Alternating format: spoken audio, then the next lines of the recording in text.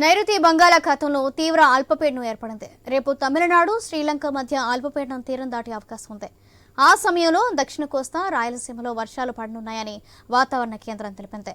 నెల్లూరు, తిరుపతి, అన్నమయ్య, సత్యసాయి జిల్లాలో పలు చోట్ల భారీ వర్షాలు కురిసే అవకాశం ఉందని వాతావరణ శాఖ అధికారులు వెల్లడించారు. నెల్లూరు, తిరుపతి, అన్నమయ్య, చిత్తూరు జిల్లాలకు ఎల్లో అలర్ట్ జారీ చేశారు.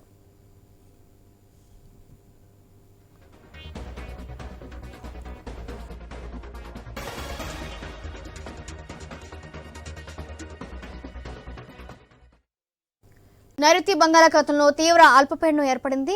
దీనికి సంబంధించిన మరింత సమాచారం మా ప్రతినిధి రాజు అందిస్తారు. రాజు, సౌజన్య, నైరుతి బంగాళాఖాతంలో ఏర్పడినటువంటి అల్పపీడనం కాస్త తీవ్ర అల్పపీడనంగా మారినట్టు భారత వాతావరణ శాఖ అయితే ప్రకటించింది.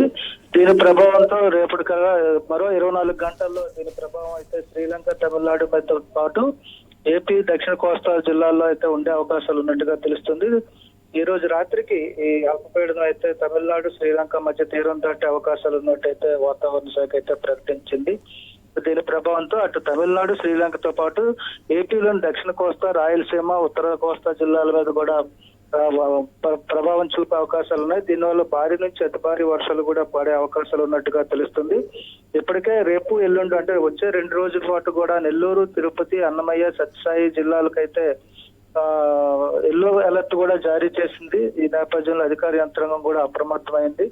ఇప్పటికే ఫెమిక్ తుఫాన్ ప్రభావంతో పూర్తిగా నెల్లూరు, తిరుపతి జిల్లాల్లో భారీ వర్షాలు కురిసిన నేపథ్యంలో మళ్ళీ ఇప్పుడు అల్పపీడన ప్రభావం కూడా ఈ జిల్లాల మీద ఉండే అవకాశాలు ఎక్కువగా ఉన్న నేపథ్యంలో అధికార యంత్రాంగం అంతా కూడా ప్రజలను అప్రమత్తం చేస్తూ లోతట్టు ప్రాంత ప్రజలందరినీ కూడా సురక్షిత ప్రాంతాలకు తరలించేందుకు ఏర్పాట్లు చేస్తుంది. దీంతో పాటు దక్షిణ కోస్తా, ఉత్తర కోస్తా జిల్లాల్లో కూడా కలెక్టర్ అయితే ఇప్పటికే అధికారులతో సమీక్ష నిర్వహించడం జరిగింది. దీనికి సంబంధించి టోల్ ఫ్రీ నంబర్లు కూడా ఏర్పాటు చేసి కౌంటర్లు కూడా ఎప్పటికప్పుడు ఫోన్ నెంబర్లు ఇచ్చి ఆర్టీఓ ఆఫీసుల్లో అయితే కేంద్రాలు కూడా ఏర్పాటు చేసి అప్రమత్తం చేస్తూ సమాచారాన్ని కూడా సేకరిస్తుంది. తీర ప్రాంత ప్రజలందరూ కూడా అప్రమత్తంగా ఉండాలని చెప్తూ మరోవైపు సముద్రంలోనికి మత్స్యకారులు వేటకు వెళ్లొద్దంటూ కూడా హెచ్చరికలు జారీ చేసింది.